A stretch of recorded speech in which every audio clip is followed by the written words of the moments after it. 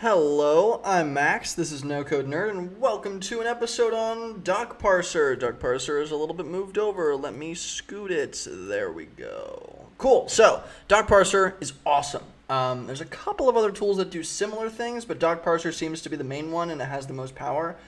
Don't quote me on that, but it's a really, really powerful, awesome tool. Basically, what it does, and you can watch this little tutorial on the front page.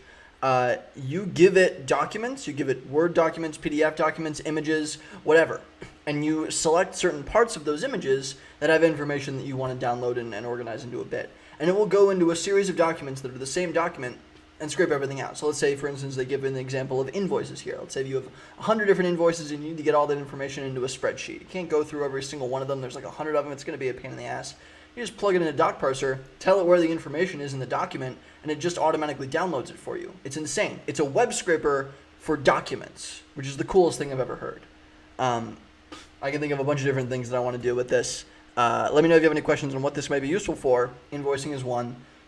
If you have just documents coming in and you want to automate that kind of process, this is a beautiful kind of thing to do. Go and check it out. Let me know what you think. Heck yeah, I'll see you in the next episode.